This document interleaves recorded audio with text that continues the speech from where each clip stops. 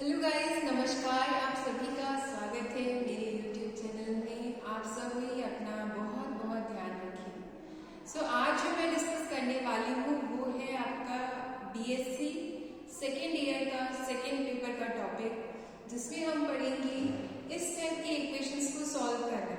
आप पहले इसको ऑब्जर्व करिए कि ये है क्या। ये आपका है homogeneous linear differential equation with constant coefficients. Okay, ये किस टाइप की इक्वेशन है? तो ये होमोजेनियस इक्वेशन है और इसमें कोएफिशिएंट्स जैसे हैं कांस्टेंट्स है, मतलब ये इसके साथ जो मल्टीप्लिकेशन में है वो कांस्टेंट मल्टीप्लिकेशन में है, इसलिए इसको कहेंगे कांस्टेंट कोएफिशिएंट। और ये लीनियर डिफरेंशियल इक्वेशन है क्योंकि आप देखें इसकी डिग्री कितनी है? 1। हर एक टर्म की डिग्री 1 है। ये सेकेंड ऑर्डर डेरिवेटिव है, उसके लिए हम कैसे सॉल्व करेंगे वो इस वीडियो में हम देखेंगे।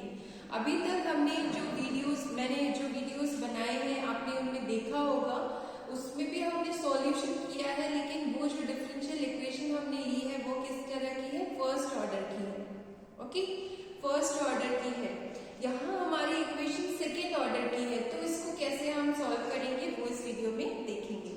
तो मेथड वही है पुराना वाला कि हम कॉम्प्लीमेंट्री फंक्शन निकालेंगे, पर्टिकुलर इंटीग्रल निकालेंगे, उस वे से सॉल्व करेंगे। ठीक है, लेकिन वहां पर आपका 1 वेरिएबल फंक्शन होता था, यहाँ हमारा 2 वेरिएबल फंक्शन है x एंड y। और ये जो z है ये डिपेंडेंट वेरिएबल है जो x और y पे डिपेंड करता है, means z is a function of x and y। तो इसको कैसे सॉल्व करेंगे वो हम देख लेते हैं। सबसे पहले हम यहाँ क्या करने वाले हैं सोल्यूशन के लिए, ये जो डेल बाय डेल x है इसको हम एक नया d एज्यूम कर रहे हैं, कैपिटल D।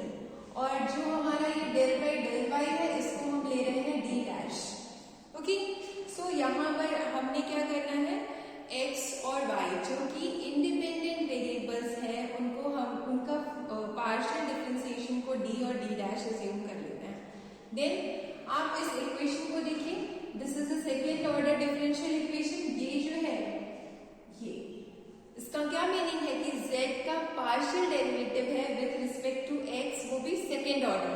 सो इसको हम रिप्लेस कर देंगे तो ये हो जाएगा d square into z minus, यहाँ पर आप देखिए ये किसका है? z का partial differentiation with respect to y, that means कि y के रिस्पेक्ट में तो d डैश लेंगे, तो d dash square into z equals to 0।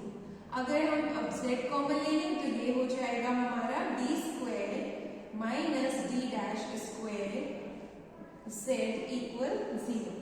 सो ये इक्वेशन हमारी कुछ इस फॉर्म में बन जाती है। इसको हम इस तरह से रिप्रेजेंट करते हैं। जब हम जनरल पढ़ते हैं तो हम इस टाइप की इक्वेशन का CF पढ़ते हैं।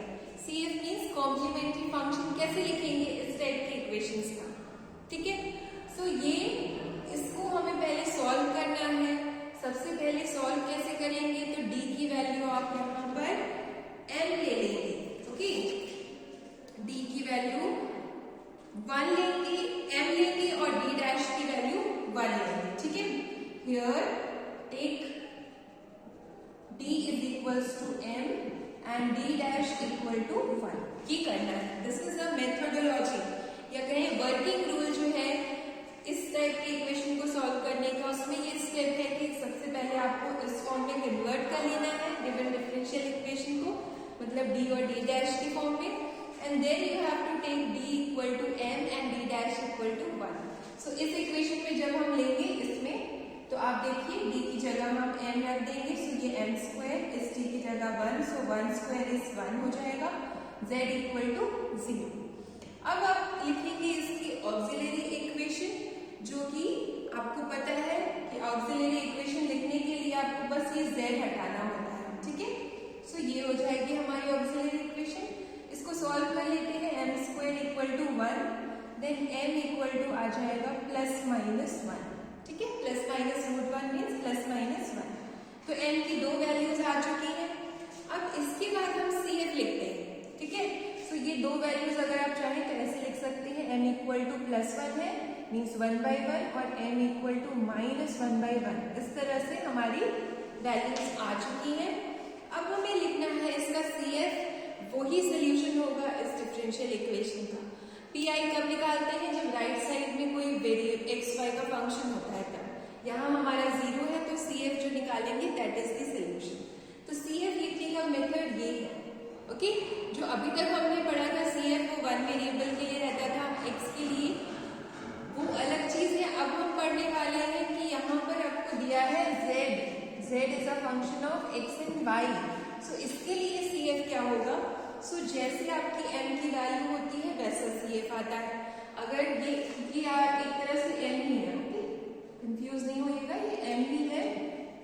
अगर हमारा m a1 by b1, a2 by b2 इस तरह के डिस्टिंक्ट सॉल्यूशंस आए हैं m के, ठीक है, डिस्टिंक्ट रूट्स आए हैं m के, तो उसका आप सीएफ इस तरह से लिखेंगे, फाई वन ऑफ, ये नीचे जो डिनोमिनेटर में है वो y के साथ इंटू होगा और ऊपर न्यूमरेटर x के साथ। इसी तरह से सेकेंड के लिए लिखेंगे फाई टू, नेक्स्ट फंक्शन लेकर, फिर फाई थ्री, इस तरह से चलता जाएगा। ये r रूट्स है तो फाई r तक हम जाएंगे। इसके बाद सेकेंड जो है ये है, अगर आपके रूट्स रिपीट हो रहे हैं, सेम है, और m अगर पावर है आपकी इक्वेशन की, इधर देख सकते हैं m की पावर 2 है, मीन्स इसके 2 रूट्स आएंगे। इसी तरह से अगर m की पावर m होती तो कितने रूट्स आते, m रूट्स आते, वो भी सेम रूट्स आएंगे a बाई b। तो इसको लिखने का मेथड ये है, इसका CF इस तरह से लिखा जाएगा। ओनली चेंज क्या होगा इन दोनों में, यहाँ रिपीट नहीं हो रहे हैं तो इस फंक्शन के साथ कोई भी x मल्टीप्लाई नहीं हो रहा है, लेकिन यहाँ सेम है रूट्स, इसलिए यहाँ पर कोई मल्टीप्लाई नहीं, फिर x की पावर 1, फिर x की पावर 2, x की पावर 3, सो ऑन x की पावर m-1, इस तरह से मल्टीप्लाई कर देंगे फाई फंक्शन के साथ, ठीक है, तो आपको CF मिल जाएगा। ये है दो फॉर्मूला, आप समझ सकते हैं टू फाइंड कॉम्प्लीमेंट्री फंक्शन, अगर आपके सिमिलर रूट्स है, डिस्टिंक्ट है तो उसके लिए, ठीक है।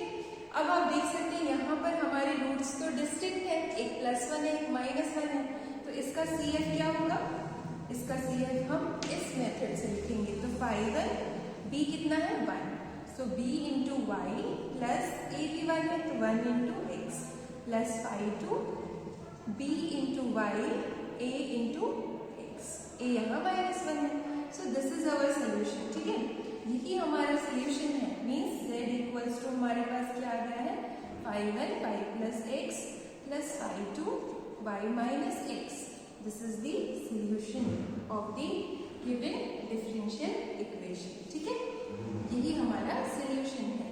क्योंकि यहाँ भी आई निकालने की जरूरत नहीं है, क्योंकि हमारे राइट साइड 0 है, okay, so this is the solution of given linear differential